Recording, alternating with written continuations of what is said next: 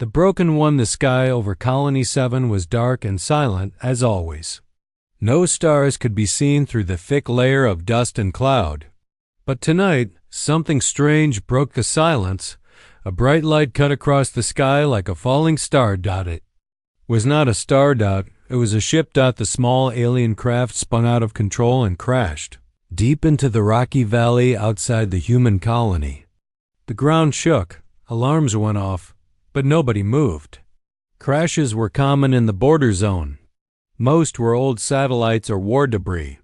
People had learned not to care. Except Eli. Eli was a mechanic. He fixed broken machines, not because he had to, but because he hated giving up on things. So when he saw the crash from his rooftop, he grabbed his gear and rode his bike straight into the dust. When he reached the wreck, smoke was rising from the ship. Half buried in rock, the silver body of the craft looked like a wounded animal. The doors were open. Inside, everything was silent except for a weak beeping sound. Eli climbed inside and found her. She was small. Her skin was pale blue. Her arms were too thin. Her body was shaking. Tubes and wires were still connected to her, like someone had just unplugged her from a machine. Her eyes were closed. Blood-dark purple was coming from her side, but she was breathing. Next to her was a screen showing strange alien writing. Eli used his universal translator. The message was short. Subject failed. Brain damage. Emotion leak. Discarded. They had left her behind, like trash. Eli's chest tightened. She wasn't trash. She was alive. He picked her up carefully. She was light like a child. He looked around the ship. No other life signs. Whoever brought her here had left. But why? Back in the colony, the medical center refused to take her. She's not human, the nurse said, stepping back. She's not even registered. She needs help, Eli shouted. She's dying. Then let her die, the nurse said. Coldly, not our problem. Eli was angry, but not surprised. Colony 7 had no love for aliens. After the wars, fear and hate were normal.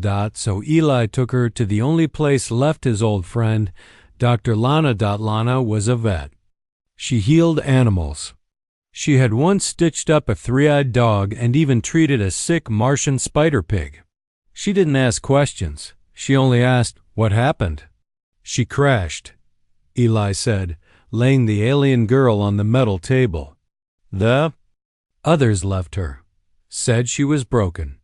Lana looked at the girl's body. She's badly hurt. I don't know her biology, but I'll try. Hours passed. Lana worked without rest. She used scanners, fluids, even tools not meant for humanoids. Eli stayed close, handing her what she needed. At one point, the girl opened her eyes. They were deep violet. She looked straight at Eli and blinked slowly.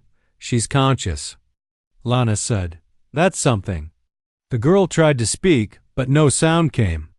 Just a small breath. It's okay, Eli said softly. You're safe now. She didn't seem to understand the words, but her hand reached out weakly and held onto his sleeve. She didn't let go. Over the next few days, she began to heal. Slowly, Lana managed to stop the bleeding and stabilize her heart rate. She couldn't talk. She couldn't walk. But she watched everything. Eli brought her food, which she barely ate. But she stared at him like she was trying to learn from him. Sometimes she would point at simple things. A light, a spoon, a dog. Eli would name them, and she would nod. One morning, she picked up a pen and started to draw. The drawing was strange circles, lines, and a shape that looked like a star falling from the sky. At the center, a symbol that looked like a cage. Lana scanned the symbol into her translator. The word came up on the screen, prison. Eli and Lana looked at each other. What was she locked in? Lana whispered. Eli looked at the girl. She was staring at the symbol, her hand shaking. She wasn't just injured. She was escaping something. One night, Eli couldn't sleep. He walked into the clinic to check on her. She was awake, staring out the window at the stars or what little could be seen through the clouds. "You miss home?" he asked quietly. She didn't respond. Then she looked at him and did something unexpected. She smiled. Just a little dot. It was the first time. Something inside Eli changed. She wasn't just some alien. She was someone. And someone had tried to erase her, but not anymore. He would protect her, whatever it took. The vet who heals the strange Dr. Lana had seen many strange creatures in her life, fire-breathing lizards, moon owls with crystal wings, even a worm that could play music. But the girl Eli brought her was different. This one had eyes like stories. Eyes that had seen pain no one should see. Eyes that had no voice but still spoke. The clinic was quiet that night. Outside, the winds howled like angry ghosts over the rocks. Inside, Lana worked under a single bright light, stitching together wounds made by hands that clearly didn't care. Her fingers moved fast, but her mind was racing. "She's not just hurt," Lana said to herself. "She's built double quotes, yes built the blood was real. The organs were real, but some parts inside her body were enhanced. Tiny silver threads ran along her nerves. Her bones had lines of metal like armor under the skin. Her brain pulses were strange, like signals, not thoughts. She's a hybrid," Lana whispered, "part living, part machine. And yet," she cried. The girl had no name, so Eli called her Star. Not because she came from space, but because something in her still shined out. Star began to heal slowly. Her skin grew warm. Her eyes no longer looked lost. She still didn't speak, but she started reacting. She flinched at loud sounds. She turned her head when Eli entered the room. She smiled, just once. When a stray dog jumped into her bed and curled up beside her. "She's learning," Lana said, "like a child starting over." "But how can someone like her be thrown away?" Eli asked. Lana didn't answer, but the question stayed with her. On the fourth day, something strange happened. Star stood up. Not fully, not strong, but she stood. On shaky legs, holding the table, she looked around the room like she didn't recognize anything. Then she walked to a wall and started drawing again. This time, faster. Her hand moved like a machine remembering a dream. Circles, stars, symbols. At the center. She drew a face. It looked like hers, but the eyes were black, and the mouth was open in a scream. "What is that?" Eli asked. Lana scanned the new symbol with her translator. The word appeared in red. Override. That night, the lights in the clinic flickered. The power shut down for 10 seconds and came back on. Only 10 seconds. But when they checked the cameras, the recording was gone.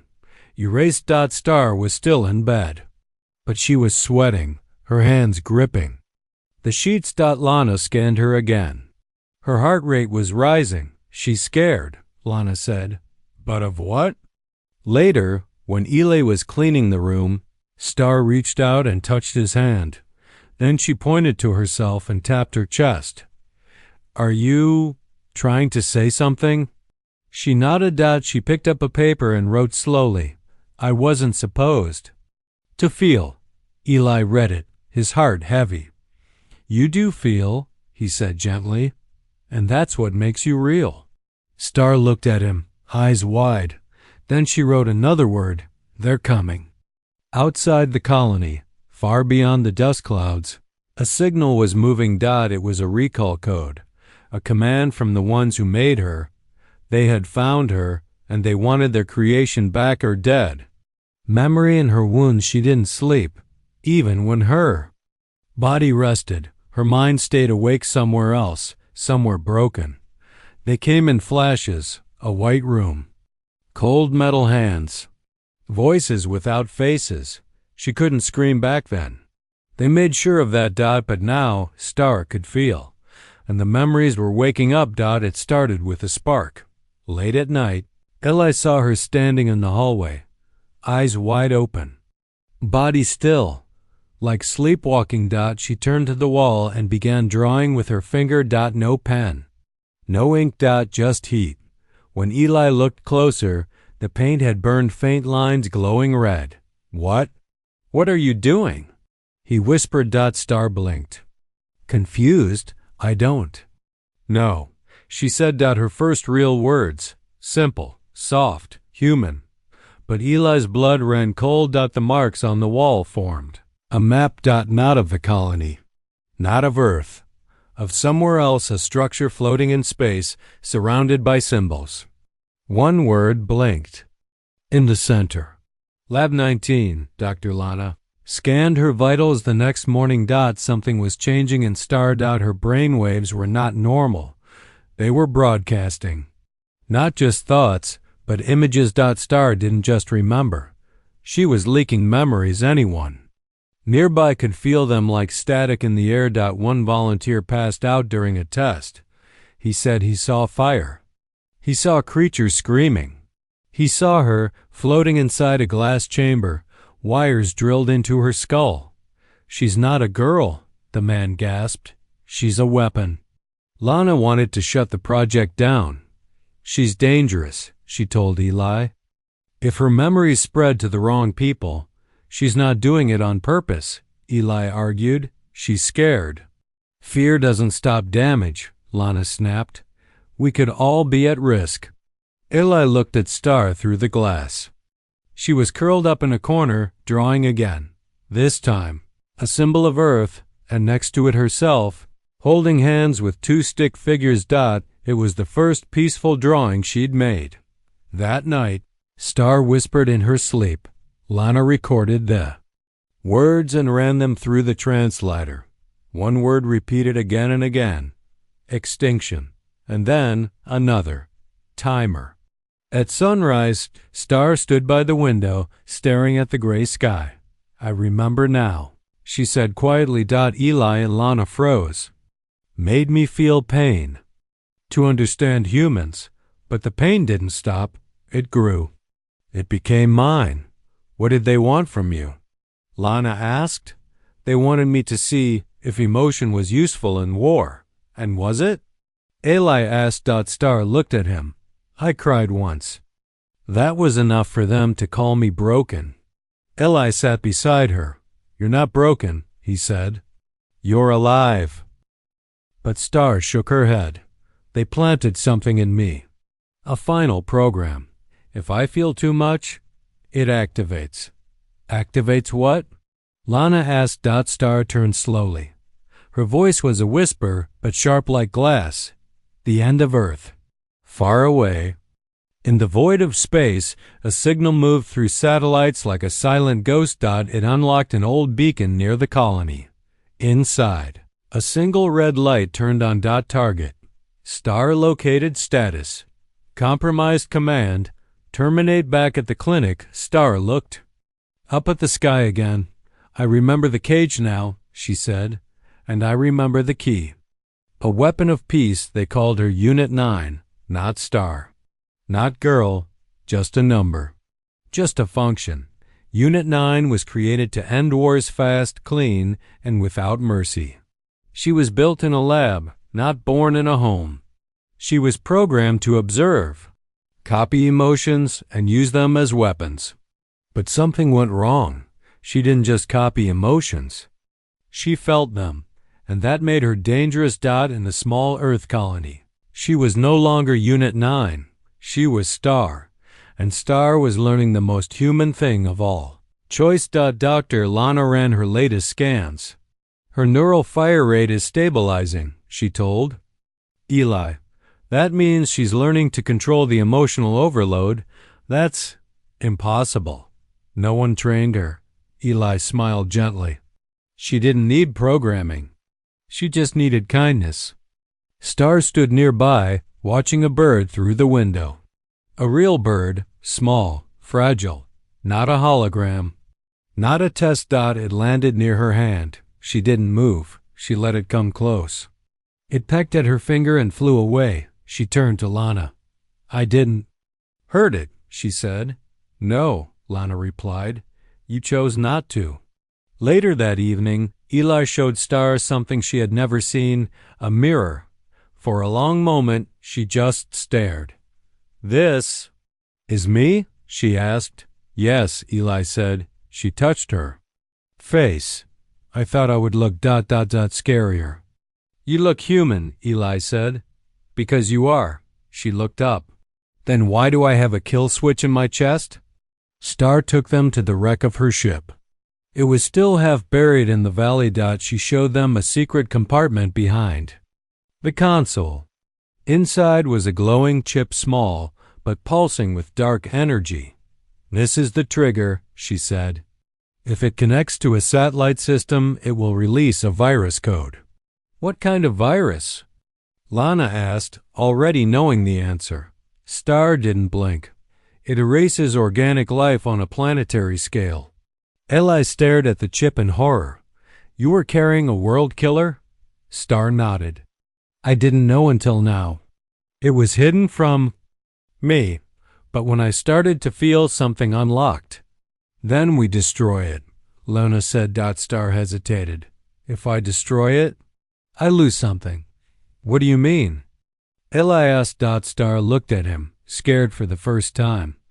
The chip is tied to my brain. If it dies, I may die too. Silence fell over the room. Eli finally spoke.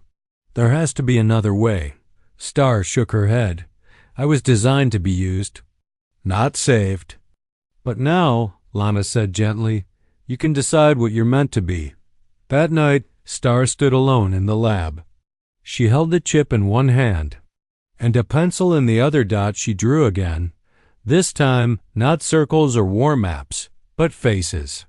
Eli's, Lana's, and hers smiling. Then she wrote one word, peace. She walked to the incinerator. The heat burned her fingers. She hesitated, then dropped the chip inside. The light vanished.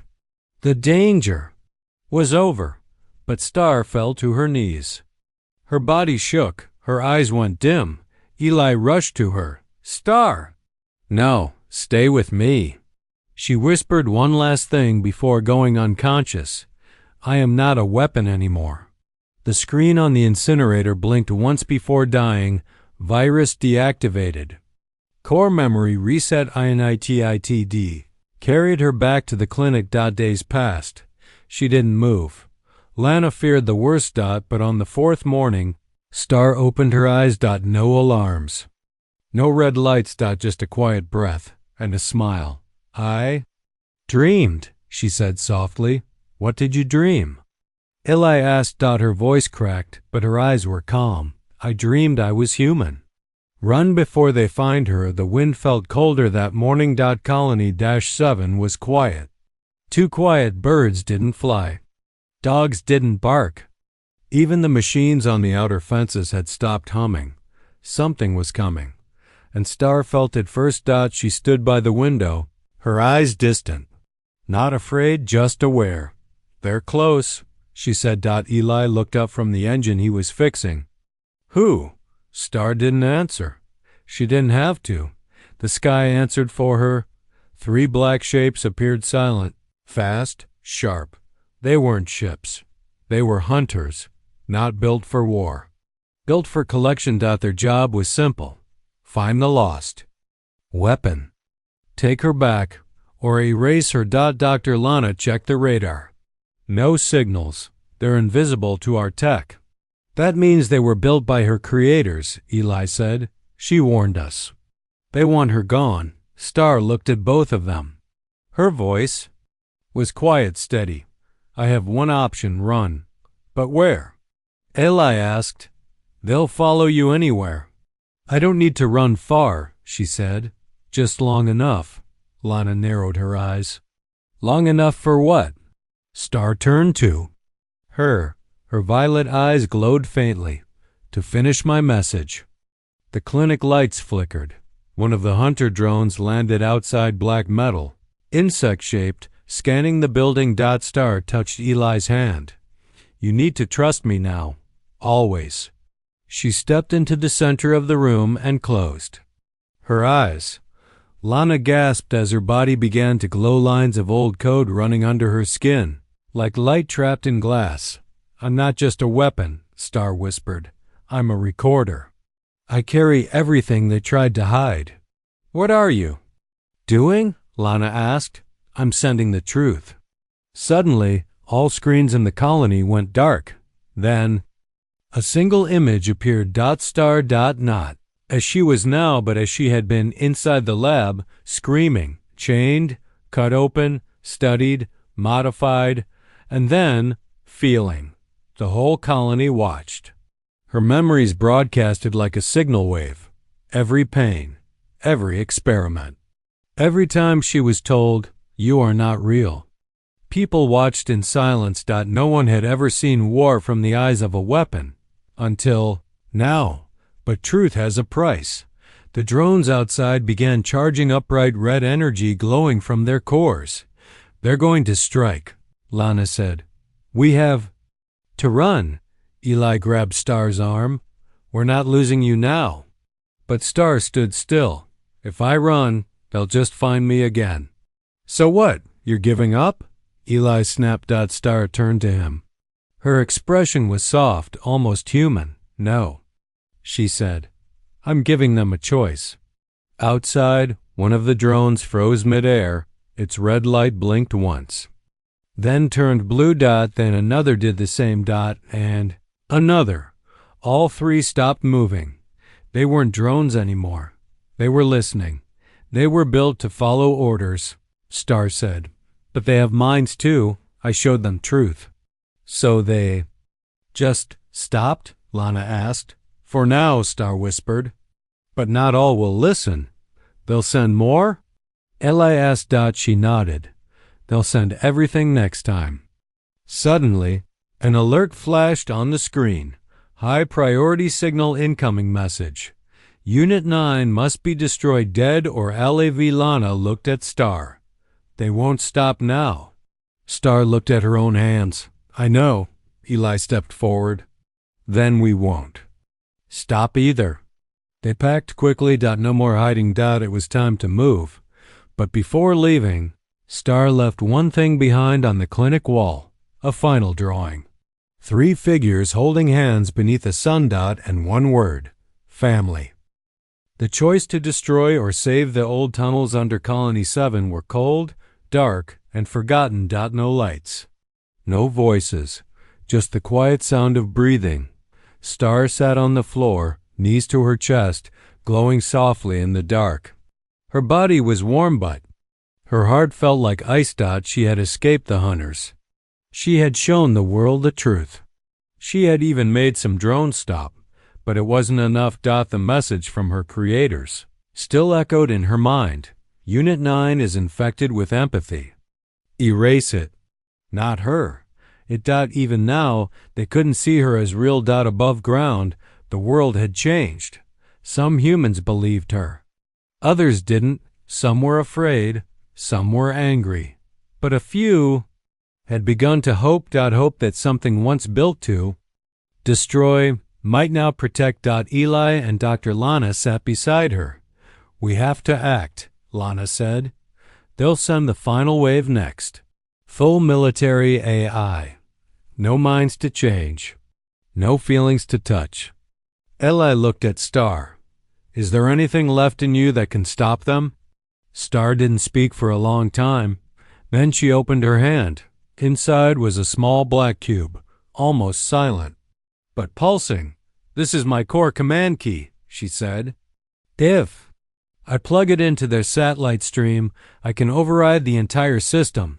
"You mean stop them?" Eli asked. She shook her head. "I mean erase them." The words hung heavy in the air. "You can destroy your creators?" Lana asked. "All of them. All code connected to the network. It would shut down everything they control." "Then why haven't you done it?" Eli asked. Star looked up. "Because it would also destroy others. Machines still helping people. Programs still serving peace. Not all of them are evil. So, you have a choice," Lana said slowly. "Destroy everything that could hurt you, or save everything that could be good." Star stood up. They made me choose fear. I want to choose better. She looked at Eli.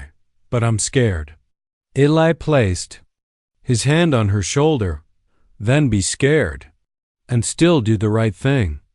They traveled to the signal tower that night, hidden deep in the hills outside the colony. The console was old, rusty, broken by time, but it still worked. This is it, Star said, inserting the black cube into the core port. The lights flickered. The ground trembled. From orbit, the satellite system began to respond. Giant dishes moved. Red lights activated. Lana checked her screen. They're locking onto you. All of them. I know, Star whispered. Final chance to cancel, Eli said. She did in single quotes to Dot. Suddenly, her body began to shake. The system was asking her, destroy network? YN, and below that, one more option appeared, transmit alternate signal, emotion-based. Rewrite. Star's eyes widened. She had a third option, not just destroy. Not just run, but rewrite. Her hands trembled. Do I have the right to change them? She asked. You have the right to try, Lana said. Star closed her eyes. Her voice was soft but strong. I choose peace. She pressed the third option. Across the sky, light spread like a wave, not a bomb. Not fire, but a song. A signal made of memory, sound, and feeling. Her story. Her pain. Her healing. Her hope. Machines around the world stopped. Some shut down. Some woke up. Different. Not all were saved. But some were. And sometimes that's enough. Star collapsed. Her body burned, her systems overloading. Eli caught her just in time. Stay with us, he begged. She opened her eyes. Did I save them? You saved all of us, he said. Far above. Her creators watched the final signal. Silent. Then, one of them, just one, stood up and whispered. She chose better than we ever did. Heart over hardware. She didn't wake up right away. After the signal, her body shut down. Her core dimmed. Her mind went silent. For 3 days, she slept without dreams. Outside, the world changed. The machines that listened to her message, some stopped fighting. Some just vanished. Some began protecting the humans around them. Across the colonies, people whispered her name. Not Unit 9, not the weapon. Just Star. A girl who chose not to destroy. A girl who rewrote war into peace. Eli never left her side. He held her hand every day, even when it felt like metal and glass. To him it felt warm. It felt real. Come back, he whispered. You're not finished. On the 4th morning, her eyes opened. No alarms. No lights. Just breath. Is it over? She asked. Lana smiled. The war isn't over, but you're part of it. Might be. Star sat up slowly. Her systems were different now, quieter, lighter. The virus was gone. The kill switch was removed. The weapon had become human. She walked outside for the first time. The sky was blue, truly blue, for the first time in years. The dust had cleared. The sun felt warm. A group of children watched her from a distance. Afraid, curious. Star knelt down and smiled. One little girl walked up, holding a small drawing. 3 stick figures. A sun. A flower. Star took it with gentle hands. Thank you. The girl whispered, Are you the robot that saved us? Star looked at the picture again and nodded. I was. But now, I'm just me. A week later, a council of human and alien leaders gathered. They asked one question. What should we do with her? Some feared her. Some wanted to study her. Some wanted to give her a medal. But Eli stood up and said, You don't do anything with her. You listen to her. They gave Star a home. A small one. Nothing big. Nothing strange. Just a garden. A desk. A dog that followed her around like a Shadow, she didn't need much. She had peace, but she also had a voice now, and Star used that voice to teach others about empathy, about fear, about the strength it takes not to fight. She spoke at schools. She visited peace camps. And she reminded everyone, machine or not, you are not your past. You are what you choose to become. One night, Eli found her sitting under the stars. No wires, no signals. Just quiet. Do you ever miss them? He asked. The ones who built you? Star thought for a moment. No, she said. But I hope. They miss me. He looked at her, smiling. You're not just hardware anymore. She looked back. I never was. She reached for his hand. This time, not because she was afraid, but because she felt warm skin to warm skin, heart to heart, human to human.